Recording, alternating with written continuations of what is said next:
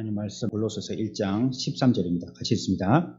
그가 우리를 흑암의 권세에서 건져내사 그의 사랑의 아들의 나라로 옮기셨으니. 아멘. 그리스도께서 어떻게 왕의 직분을 행하십니까? 그리스도께서는 우리로 하여금 자기에게 복종하게 하시고 우리를 다스리시며 보호하시고 자기와 우리의 모든 원수를 억제하고 이기심으로 왕의 직분을 행하십니다. 이제 왕에 대해서 얘기하고 있습니다. 계속. 왕은 다스리시는 분으로 우리가 배우고요. 앞으로도 우리를 다스려 가실 분이십니다. 그리스도께서는 권세에 있는 분이시죠. 그래서 어디에 있는 것이라도 다 그리스도 앞에 굴복하고 또 그 앞에 왕으로 그분을 섬겨야 되는 것입니다. 우리가 이제 조금 있으면 대통령 선거를 하는데 여러분들이 마음이 어느 정도 작정을 하고 계시겠죠. 내가 이 사람을 왼쪽에 있는 사람을 뽑든지 그렇게 하니까 나중에는 보니까는 그 후보들 가운데에서 몇 퍼센트 못 얻은 사람들 있잖아요. 그런 사람들이 한 8명, 9명이 나와가지고 그 사람들도 뭐 이렇게 똑같은 후보들이니까요. 기회를 줘야 되는데 그 사람들은 어떤 사람은 역정을 내고 왜 이런 시간대에 하게 하냐고 그 높은 퍼센테이지를 받은 사람들은 막 좋은 황금 시간대에 그 기자회견하고 막 이런 거 조사하게 해놓고 우리는 왜 이런 찌그러진 밤 다 잠잘 이런 시간에 우리를 주냐고 또 기회를 왜 우리한테는 이제뿐이 안 주냐고 막 역정내는 사람들도 있고 그러던데 네, 우리가 이때에도 말이죠 하나님 앞에서 어느 사람이 선택돼야 되는지에 대해서 우리가 오전에 받은 말씀과 같이 어떤 분이 하나님 편에 있는 사람인가 잘 선택해야 되겠고요. 그래가지고 뭐 그 중에 14명인가요, 이번에 후보가? 다 자기가 될 거라고 생각을 하지는 않을 거라고 생각합니다. 네. 그 중에 몇 번 안에만 될까? 혹시 내가 이거, 회비 냈는데 회비라도 받아가겠는가? 이런 사람들, 처음에 후보로 나갈 때 돈 내잖아요. 그거 3%라든가 2%라든가 이렇게 득표를 해야지 그거 다시 환수되는데 못 받을 거라고 생각하고도 이름 내려고 자꾸 나온 사람들도 있을 거야 아마. 그래도 여하튼지 그 중에서 10몇 명 되는 사람들 중에서 한 명을 뽑으면 나머지는 안 되는 거 아니에요. 여러분들이 됐으면 싶은 사람이 안 됐어요. 그러면 좀 서운하겠죠. 그렇죠? 그래갖고 저 사람이 돼야 되는데 하고 저 사람은 안 돼야 되는데 하고 만약에 그렇지만 그래도 한 사람이 선택되고 나면요 결국 또 이것도 예전에 배운 거잖아요. 하나님이 세우신 권위 앞에 굴복하라 했잖아요. 그거는 사람이 투표한 것 같지만 하나님이 그 사람에게 권위를 이양하시고 하나님이 정권적으로 세우신 거거든요. 그 사람이 어떻게 하든지 간에요. 세우신 거거든요. 그러니까 그 사람에게 통치를 받아야 되는 거예요. 물론 이게 이제 나중에는 국가 간하고 좀 부딪히는 면인데 신약하고 국가 간하고 부딪히는 면이 있는데 지난주에 그 개혁교회 설교연구원이라고 제가 다니는 그 세미나 그 단체에서 줌으로 했어요. 대면으로는 못하고 비대면으로 했었었는데 그때 주제가 이거였었어요. 교회와 국가. 이게 주제였었어요. 그래서 그때 한 교수님이 나와서 그런 얘기를 하시더라고요. 이럴 때 우리들은 항상 부딪힌다. 이런 문제에 대해서. 계속 부딪힐 거다. 지금까지 부딪혀왔고 앞으로도 계속 부딪힐 거다. 이 문제를 어떻게 해결해야 되느냐. 여러 가지의 신학적인 논제들로 그런 것들을 갖다가 이렇게 저렇게 설명을 하지만 마지막에는 그러나 하나님이 우리들에게 명령을 위반하면서까지 그 사람들에게 복종할 수는 없다. 마지막을 그렇게 말씀하셨어요. 우리들이 그런 거죠. 그러나 그 정도까지가 되지 않는다면 우리에게 세우신 우리의 의무를 다 해야 되는 거예요. 복종해야 되는 거예요. 싫다라고 복종 안 하면 안 되는 거예요. 내가 원치 아니한다 할지라도 1% 차이로 당선됐다 할지라도 한 표 차이로 당선됐다 할지라도 그 사람이 됐으면 내가 원하는 사람이었다면 그거는 두말할 것도 없지만 아니라 할지라도 그 권위 앞에 복종해야 되는 것이죠. 이게 우리 대한민국 국민이라면 다 마찬가지겠죠? 누구나 다 마찬가지죠? 우리나라는 우리나라의 국민이어야지만 투표할 수 있잖아요. 근데 독일 같은 데는 그 나라에 거주하는 사람들은 다 할 수 있습니다. 국민이 아니든 유학생도 다 할 수 있습니다. 난 여기서 몇 년 공부하다가 말고 그냥 나는 갈 텐데 아무나한테 찍어야지 뭐. 이렇게 하고 할 수 있지만 우리나라는 그렇지 않잖아요. 찍었다 하면 그 사람 이제 5년 임기인데 5년 단임제니까요. 그 5년 동안 그 사람에게 복종해야 되는데 하나님의 권위도 마찬가지인 거예요.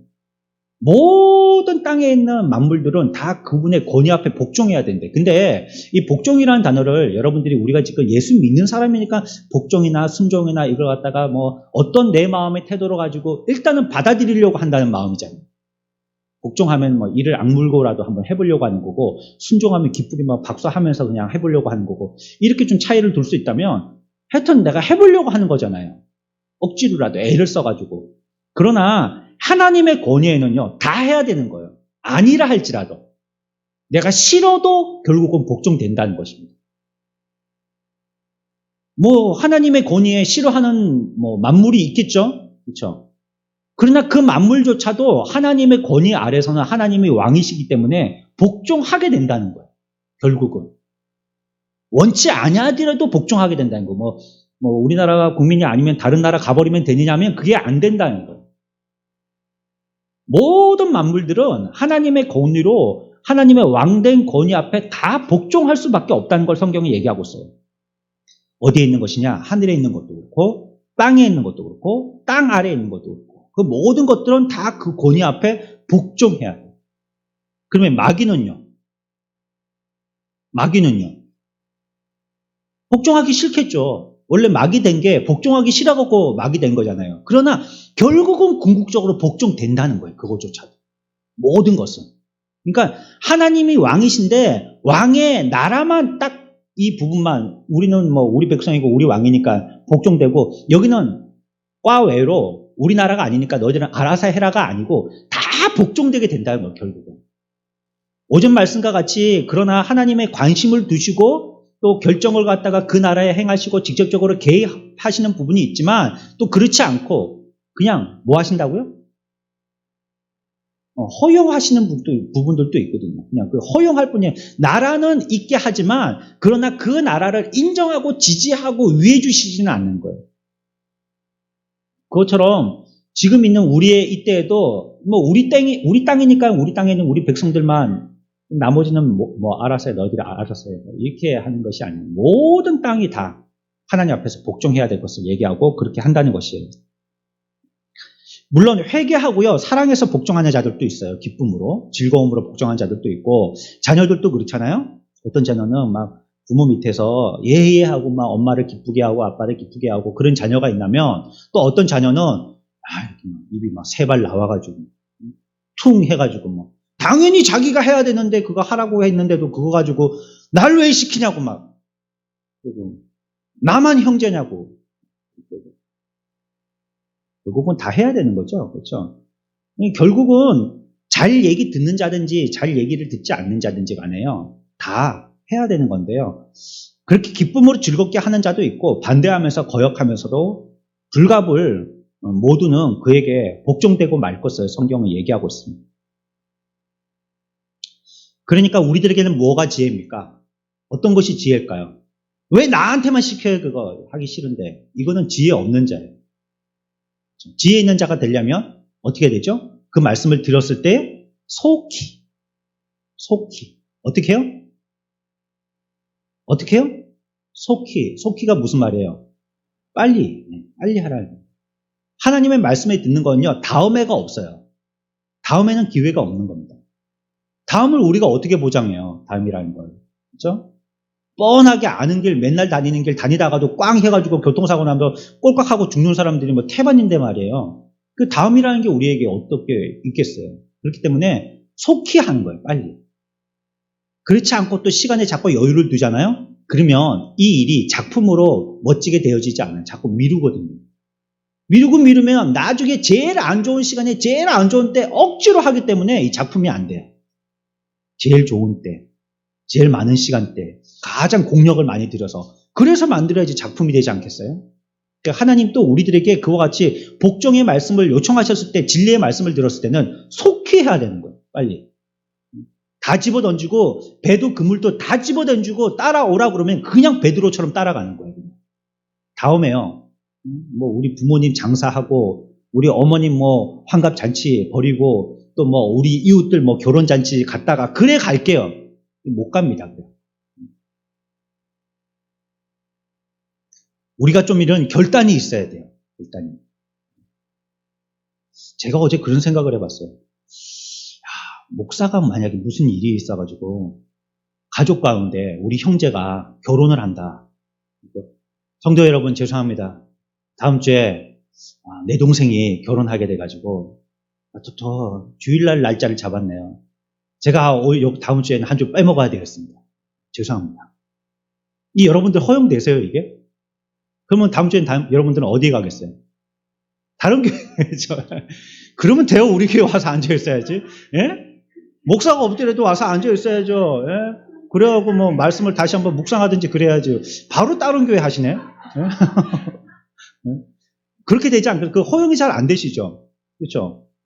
제가 그래 감기도 좀 목이 꽉 잠기고 해가지고 이번 주에 설교 못 하겠고 좀 병원에 며칠 있다가 그래 나와야 되겠습니까? 우리 그 다음 주부터 예배합시다. 이 여러분들 허용되시겠어요? 이런 부분에서는 목사는요 절대 허용이 안 됩니다. 여러분들이 허용 안 해주는 게 아니고 목사가 허용이 안 돼요. 목사가 스스로가 허용이 안 돼요. 그래서 목사가 된 거라고 생각이 되는 거예요. 어제 만약에 이게 허용이 된다면 목사가 못 됐을 거예요. 간혹 가다가 여러분들 비하는 게 아니고요. 여러분들은 다른 지역에 가서 예배 드릴 때도 있잖아요. 어쩌다가 정말로 이렇게 친지, 정말로 형제간에 결혼이 있다. 그러면 주일날 예배를 드리시는데 우리 교회에서는 예배 못 드리고 너무 멀리 뭐 서울에서 결혼식을 한다면 그 지역에서 예배하고 결혼식에 참여한다든지 아니면 그 지역에 가서 결혼식이 토요일이고 주일날 예배 드리고 월요일날 내려오신다든지 뭐 이럴 수 있잖아요. 그런 게 허용이 되잖아요. 근데 목사는 그렇게 못 하잖아요. 토요일날 올라가서 결혼식하고 주일날 그 근처에 있는 교회에서 예배드리고 월요일날 내려오고 이게 허용이 안 되잖아요. 특히나 뭐 우리처럼 작은 교회는 뭐 부교육자 있는 것도 아니고 뭐 저 혼자 다 해야 되는데 그 허용이 안 되잖아요. 우리의 신앙의 어떤 면에서는 좀 그런 게 있어야 된다라고 생각해요. 물론 자기 나름대로 그 부분의 기준을 갖다가 말씀의 진리를 가지고 세워놓으시겠지만 이게 좀 자기 스스로에게 되면요 가을 바람처럼 아주 서리빨 날리면서 단호하게 하는 면이 좀 있어야 돼요. 두 번 다시 그런 것들을 갖다가 한번 염두에 두고 생각해보고 이런 거 없이요. 어디 이런 생각이 그러면서 그런 생각을 갖다가 그냥 발로 차서 아예 문전박대해버리고 그런 기준에서는 절대 후퇴하지 않는 앞에서 얘기한 건 그냥 예를 든 겁니다. 후퇴하지 않는 그런 신앙의 어떤 부분이 있어야 되고 그렇지 않으면 순종의 부분에서도 다음에 하지 뭐 기회 있을 때 하지 뭐 좀 건강할 때 하지 뭐 시간 있을 때 하지 뭐 돈 있을 때 하지 뭐 그냥 기분 좋을 때 하지 뭐 이렇게 하다 보면 이거는 순종이 아닌 거예요. 내가 하고 싶을 때 하는 건 순종이 아닌 거예요. 지금 또 하나님이 우리들에게 진리의 말씀을 가르쳐 주잖아요. 그러면 속히 하는 게 지혜라고요. 속히 하십시오 하면 당장 기억에 힘이 닿는 동안만이라도 해야 되는 거예요. 그때부터 해서. 잊어버리는 건 어쩔 수 없죠. 그건 잊어먹는 건 망각도 죄예요. 망각하지 않도록 어떻게 하라고 했어요? 문지방에도 쓰고 손깃에도 옷깃에도 쓰고 옷 뒤에다가도 붙이고 안에다가도 붙이고 들어가면서도 붙이고 막 그런 데서 붙이고 그게 뭐예요? 계속 보고 기억하라는 말 아니에요. 근데 우리가 그렇게 안 했으면 그거 우리 죄진 거예요 지금. 다 까먹고 있다면. 그렇게 하라고 했는데 그렇게 애를 써야죠. 노력해야죠. 그러나 혹시 한 20, 30년 지나가지고 아득해지면 20, 30년 동안만이라도 해야 되는 겁니다. 언제부터? 들었을 때 그때부터. 그게 그분의 통치를 받는 겁니다. 그분이 통치하실 때 그분의 통치를 받는 거예요. 지금 이제 횡단보도 교통법규 바뀌었잖아요. 그렇죠? 이제는 우회전할 때 오른쪽에 횡단보도가 있으면 예전에는 사람이 지나가고 있어도 부딪히지만 않으면 그냥 지나가면 됐었어요. 그렇죠? 근데 이제 횡단보도에 한 발이라도 올라가서 보행자가 있으면 그 횡단보도 지나가면 안 돼요. 사람이 이만큼 갔더라도. 중앙선을 넘어서 횡단보도 저쪽 편으로 이미 넘어갔더라도 그 찻길에서 보도로 올라가지 아니하였을 때 차가 지나가면 이제 불법이 되는 거예요. 혹시 빨간불에 횡단보도를 지나간다. 그랬을 때 사람이 지나갈 때 차가 충격을 했다. 그것도 차한테 책임을 묻겠다는 거죠. 철저하게 보행자를 보호하겠다는 거죠. 그리고 이제 이면도로에는 속도 20km 이렇게 이제 나오고 30에서 이제 20까지 떨어뜨린다는 거 아니에요. 20이면은 누비자 속도입니다. 누비자 타고 다니면 한 20km 정도 되거든요. 그 정도로 달려야 된다는 거예요. 찻길하고 인도하고 막 섞여 있고 이런 길은 골목 같은 데. 법규가 바뀌었죠. 모르겠다 뭐 이게 뭐 사람들 답답하게 다 지나가는데 뭐 그 사람들이 갔다가 다시 돌아올 것도 아니고 그 멍청하게 그 서 있는 바보가 어디 있어? 난 내 마음대로 한다. 그러면 이건 통치 안 받는 겁니다. 이 사람. 대한민국의 교통법규 통치를 안 받는 거예요. 지 마음대로 하겠다는 거예요. 그러면 이 사람은 어떻게 되겠죠? 범칙금 내죠. 그냥. 딱지 떼이겠죠. 뭐 경찰에 딱 숨어 있다가 경찰 아저씨들은 볼 때는 안 보여요. 경찰 아저씨들은. 근데 안 볼 때 보면 딱 나타난단 말이에요. 희한하죠? 은폐술이 대단한 우리나라 경찰이. 탁 나타난단 말이에요. 휙 부르면 와야죠. 뭐. 어떻게 도망갈 거예요. 대한민국 뭐 뛰어봤자 뭐 손바닥이지. 그 통치를 안 받는 거예요. 그러니까 그거는 내가 하겠다 안 하겠다라고 결정하고 했지만 사실은 안 해가지고는 자기한테 손해인 거죠. 하나님의 통치도 마찬가지예요. 복음의 진리를 들었을 때 바로 속히 복종하는 거예요. 그게 지혜입니다. 앞에서 말씀드렸죠. 결국 원치 아니하고 복종하고 싶지 아니하고 거역하고 싶은 자들도 결국은 복종하고 말 것이에요. 복종이 되고 말 것이에요. 그러면 거역한 자들은 어떻게 복종이 되느냐? 뚜까 패는 거죠, 이제. 두드려 맞는 거죠. 이 사람은 법을 어겼잖아요. 보행자를 갖다가 보호해야 되는데 그거 위반했잖아요. 그러면 어떻게 되겠어요? 벌금 내는 거죠. 벌금 내서라도 그것을 지키게 만드는 거예요. 결국은 그 사람은 벌금을 통해서 그 사람이 하고 싶은 대로 하는 게 아니고 법에 따라서 행하도록 하는 거예요. 우리도 속히 안 하잖아요. 하고 싶지 않아서 한 발 이렇게 뒤로 빼고 하잖아요. 그러면 결국은 복종하게 돼 있어요. 근데 나중에는 내 힘이 다 빠져가지고 복종하게 됩니다. 이제는. 기쁨과 감사가 아니고 결국은 그렇게 되는데 이쪽을 맞고 저쪽을 맞고 막 코피 나고 막 그렇게 해갖고 결국 하게 되더라고요. 그러니 이 일을 사랑하고 즐겁고 그 권세에 복종하는 기쁨으로 우리를 다스려 주심에 대해서 감사하는 마음으로 복종하는 것이 우리에게 뭐가 된다고요? 지혜가 된단 말이에요. 지혜. 혼나지 않고 말 잘 듣는 게 지혜라는 거예요. 그래서 혼나고는 결국 하게 되는데 혼나지 말고 하는 게 지혜라는 거예요. 결국은 그렇게 모든 만물들은 복종하게 되더라는 거예요. 보십시오. 지금 코로나 때문에 온 세상이 이제는 도시가 막 거룩해졌어요. 9시만 돼가지고 찻길 나가보세요. 행인들이 없잖아요. 그렇죠? 막 술집에 박짝박짝하고 우리나라의 밤문화라는 거는 거의 유흥문화잖아요. 그렇게 좀 건전하게 여가 생활을 즐길 수 있는 그런 문화가 아니잖아요. 그러면 남자들은 맨날 뭐 합니까? 그러니까 술 마시죠. 맞추고 나면 술 마시고. 그렇게 할 말들이 많은지 이만한 이 동네도 치킨집이 얼마나 많은지 몰라요. 한 대여섯 개는 될 거예요. 이게 복림동 여기 교회 근처만 해도. 거기도 보면은 저 때는 그 남자들이 막 3명 4명 모여가지고 치킨 이만큼 시켜놓고 그 잔은 엄청 크대요. 이만하나 돼요. 와, 이거 이런 잔에다가 부어가지고 또 그걸 더 부을 수 있는 이만한 더 큰 잔도 있고. 그거 두 사람이 그걸 다 마시나 봐요.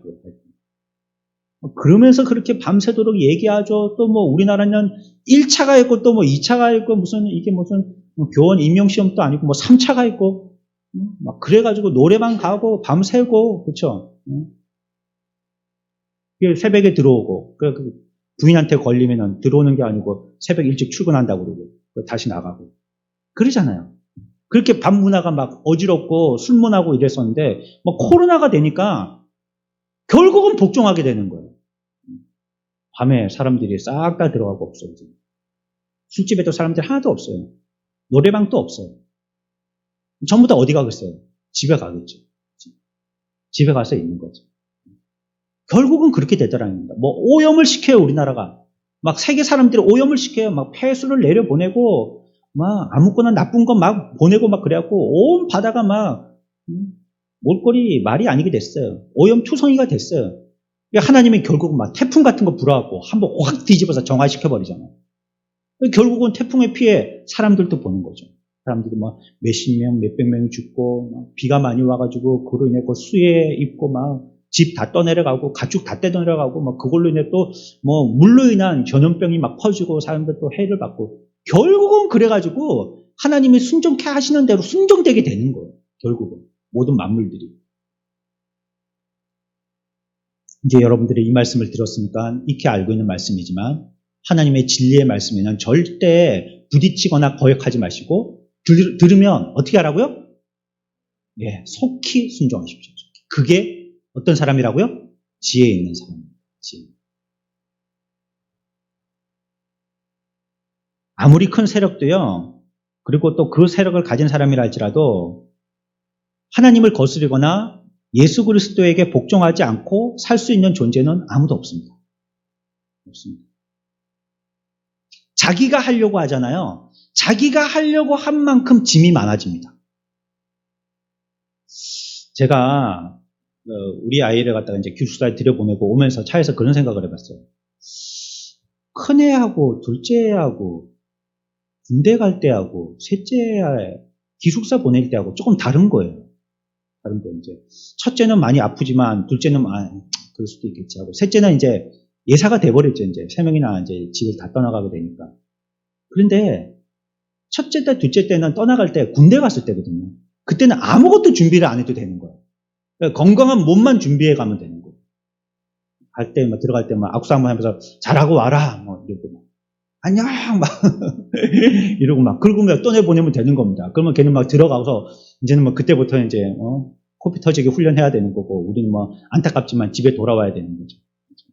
근데 얘는 세 번째에는 기숙사 들어가잖아요. 그러니까 뭐 이불, 베개, 신발, 뭐 양말, 빗, 뭐 면도기, 나중에는 우리가 쓰는 손톱깎이까지 다 들고 가버려가지고 손톱도 못 갖고 부엉이 손톱이 돼가지고 사야 되는데 또 이 시스레파 막 다 챙겨가니까 그러면서 갔다 오면서 생각이 군대 보낼 때는 군에서 다 맡아주잖아요. 그러니까 준비시킬 게 없는 거예요. 근데 기숙사 보낼 때는 어디 맡길 데가 없으니까 해야 되거든. 그러니까 누가 하냐면 부모가 해야 되는 거, 그거. 뒤치다거리를 부모가 해야 되는 거예요. 우리가 많이 하나님을 의지할수록 전적으로 하나님께 내맡기게 됩니다. 준비할 게 없어요. 근데 내가 많이 맡을수록 일은 많아집니다. 마지막 최종적으로 하나님께 갈 때는 아무것도 못 갖고 가는 거예요. 아무것도 안 갖고. 그때는 완전히 하나님 앞에 맡겨버리는 거거든요. 이제 이 생사의 고개를 딸깍 넘어갈 때는요, 아무것도 못 갖고 가요. 갖고 갈 필요도 없고. 그때는 전적으로 우리의 창조주께 다 맡겨버리는 거예요. 그러나 내가 준비해 가려고 할 때 준비해 갈 게 많습니다. 우리의 삶을 하나님의 말씀하신 대로 전적으로 의지를 해버리세요. 그러면 막 단촐해집니다.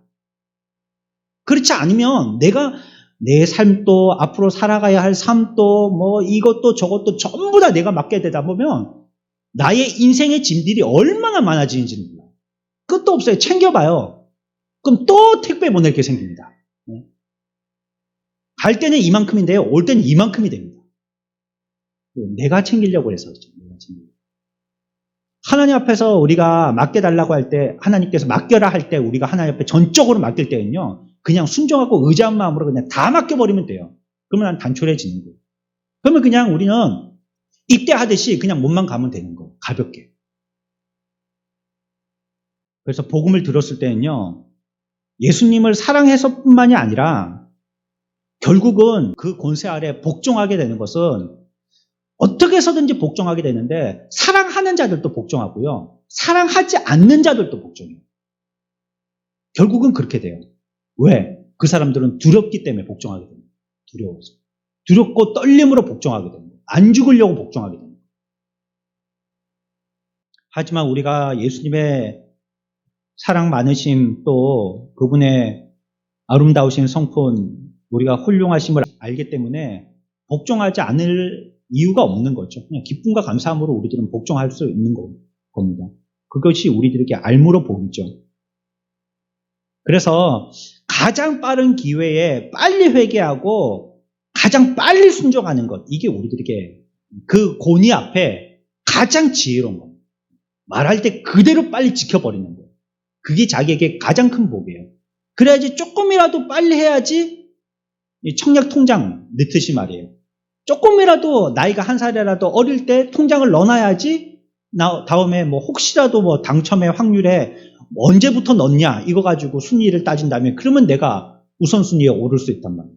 그러니까 말씀 또 떨어졌을 때 바로 그냥 땅에 떨어지기가 무섭게 입에 낼름 먹고 아멘하고 내가 순종해야지 그때부터라도 하늘나라의 상급이 적립돼 가는 거예요.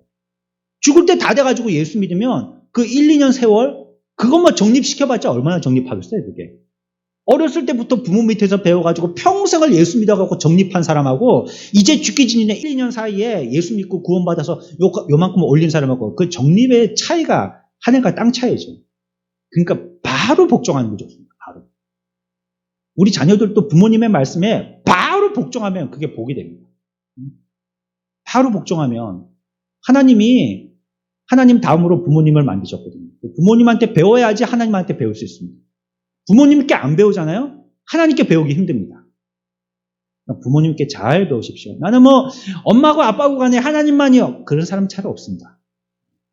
그분이 안 믿는 부모가 아니라면 믿는 부모 밑에서는 특히나 더 부모로부터 배워야지 자녀들도 하나님을 잘 배울 수가 있어요.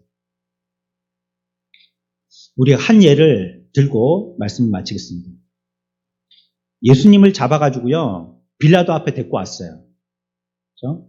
빌라도가 묻죠. 네가 유대인의 왕이냐? 이 대사를 잘 기억해 보십시오. 뭘 물으셨다고요? 네가 유대인의 왕이냐? 권세를 물으신 겁니다. 우리가 지금 26문의 질문에 대한 대답을 갖다가 얘기하고 있듯이 왕이냐 물으신 거예요. 왕. 예수님이 뭐라고 말씀하셨죠? 내 말과 같이 내가 왕이다. 네가 왕이라고 한 것처럼 나는 왕이다. 정확하게 말씀하셨죠? 나는 왕이다. 그런데 네가 말하는 그런 왕은 아니다. 너희들이 말하는 그런 세상의 왕, 또 다른 시저 그런 왕을 얘기하는 건 아니다. 나는 어떤 왕이냐면 이 세상에 하나님의 은혜로 세우시고 다스리시는 진리를 가르치시는 그래서 그것을 다스리게 하시는 그런 왕이다. 이 세상에 진리와 은혜로 다스리는 그런 왕이다. 이렇게 말씀하셨어요. 그리고 이 왕이라고 얘기하셨죠? 분명하게. 그 다음에 이제 한 템포 조금 쉬었다가 그 다음에 가십니다. 어디로 가냐면 십자가에 달리러 가시죠. 십자가에 달려셨어요. 그런데 한쪽에 있는 강도가 얘기합니다. 네가 그리스도면 나를 어떻게 하라고요? 살려봐라. 이렇게 조롱하는 거죠. 예수님이 가운데 십자가에 달리시고 좌우편에 강도 둘이 같이 달렸는데 한쪽에 있는 강도가 예수님을 조롱하면서 네가 진짜 그리스도 메시아면 나를 살려봐라 이렇게 얘기한 거예요. 앞에서 예수님이 빌라도 앞에서 자신이 뭐라고 얘기했어요? 내가 왕이다 했죠. 그럼 왕은 뭐가 있어야 돼요? 권세가 있어야 되죠. 근데 이 강도는 조롱했던 강도는 그 권세를 무시한 거예요. 그래가지고 그 말씀이 뭔지도 이해 못하고 네가 진짜 왕이면 나를 살려봐라 이런 거예요. 그런데 그 가운데 깨달은 다른 강도가 있어요.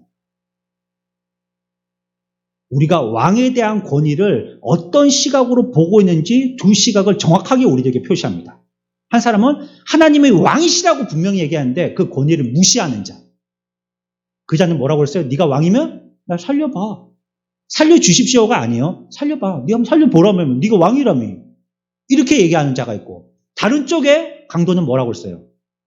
뭐라고 했습니까? 당신의 나라에 임할 때 나를 기억하소서. 그 사람은 뭐 한 거예요? 예수님을 나의 뭐라고 인정한 거예요? 왕으로 인정한 거예요. 그 권위를 왕으로서 인정한 겁니다. 자, 둘 다요, 어디에 가서 들었는지 모르겠어요. 이 다른 편의 강도가 예수님을 그 나라에 가서 나를 기억하십시오. 기억해 주십시오. 이렇게 그분을 왕으로 인정했을 때는 어디에 가서 배운지 뭐 회당에서 배웠을런지 아니면 예수님이 군중들 이끄시고 막 설교하고 말씀하실 때마다 거기에 껴가지고 혹시 막 기동량 했는지 모르겠어요. 하여튼 듣고 안 거예요. 한쪽 사람은 그 권위를 인정했고 다른 쪽 사람은 권위를 인정하지 않은 거예요. 똑같은 상황에 있는데 빨리 회개하고 권위를 인정한 자는 그 나라에 같이 들어가는 자가 그 큰 복을 받았고, 반대쪽에 있는 그분의 권위를 무시하고 왕이심을 조롱했던 자는, 왕이신데도 불구하고 그가 왕이 아닌 것처럼 예수님을 조롱한 자는 지옥에 떨어진 거예요. 우리들도 그렇다는 겁니다. 인생도 그렇다는 거예요. 인생. 하나님이 우리의 왕을 왕으로 인정하고 지금 허구 많은 세월 강도짓을 하는 우리의 인생의 삶이라 할지라도, 지금이라도 어디에서 한마디 들은 말이라 할지라도 그분을 나의 왕으로 인정하면 우리의 인생이 바뀌게 돼요. 삶이 바뀌게 돼요. 그 나라 가서 그분을 뵐 수가 있어요. 그러나 내가 나쁜 짓을 하고 했는데도 불구하고 기회를 주셨음에도 기회를 갖다가 내가 선용하지 아니하고 그분을 왕으로 인정하지 아니하고 내가 왕이다, 내가 몇 번이나 얘기했느냐, 네 이런 사건 때 저런 사건 때 그 법정 앞에서도, 백성들 앞에서도, 자연 앞에서도, 죽음 앞에서도, 미친 자 앞에서도, 그 거짓 선지자들 앞에서도 다 내가 왕이라고 얘기했는데도 불구하고 그때 왕으로 인정하지 않은 자는 그 나라 가봤더니 나하고 주님하고는 전혀 다른 세상입니다. 우리 인생이.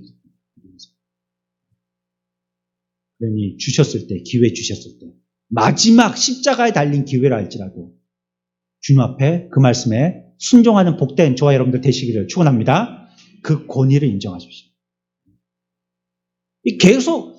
계속 우리 설교의 오전 오후 계속 이 맥락이 이어지는 겁니다. 계속 뭐 다른 걸 갖고 하고 있지만 그분의 왕이심을 인정하셔요. 여러분들의 삶 가운데. 그렇다면 그분이 오늘 오전에 뭐 배웠어요? 역사 가운데 그분은 모든 것을 아시고도 모든 것들을 어떻게 하신다고요? 통치하신다고.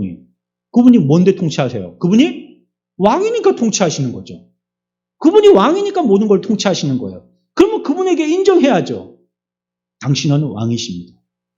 영원한 왕이십니다. 그러면 그 통치를 내가 받겠습니다. 그리고 순종하는 거예요. 그러면 그 사람이 지혜자가 되는 거예요. 그렇게 크게 주님과 거역하여서 큰 타격을 안 입고도 순적하게 그냥 순풍에 바람 달고 돛 달고 가듯이 그냥 갈 수 있는 거예요. 그런데 꼭 막 거센 바람이 부딪혀가지고 싫은데도 막 노인과 바다 영화 찍듯이 막 그래야지만 겨우 끌려가는 사람이 있단 말이에요. 그러고도 끌려가고도 순종해야 될 사람들이 순종하지도 않고 결국은 그 말씀에 순종대로 해서 거역하여서 지옥 가기도 하지만 말이죠. 그건 나름대로 인생의 순종이죠. 부정적인 순종이죠. 거역하다가 지옥은 지가 가기 싫어도 가야 되는 거 아니에요. 그걸 순종하는 거죠. 어쩔 수 없이라도. 죽음으로써 순종하는 거죠. 이게 얼마나 모진 인생입니까? 이게. 우리가 하나님의 자녀들이라면 그분을 왕이시다라고 입술로만 놀이할 게 아니라 우리의 삶 가운데서 그와 같이 기회 주실 때마다 그때마다 인정하며 살아야 된다. 왕이시다라고.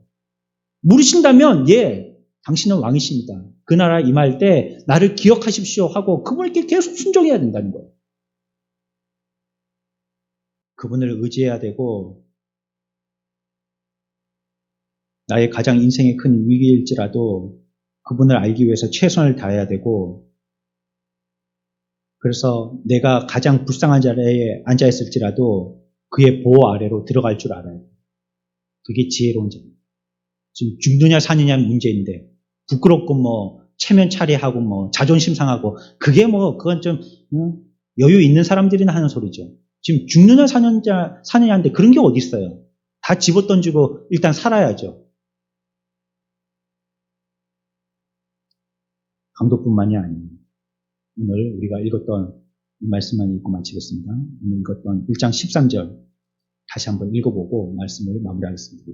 같이 13절만 같이 읽습니다. 시작. 그가 우리를 흑암의 권세에서 건져내사 그의 사랑의 아들의 나라로 옮기셨으니. 아멘. 그분은 능력 있는 권세 있는 왕이심을 우리들에게 얘기하고 있습니다. 우리의 일생에 그분을 왕으로 모시고 그분이 우리들에게 말씀하여 주시는 진리의 길을 따라서 순종하는 착한 백성들 다 되어지시길 축원합니다.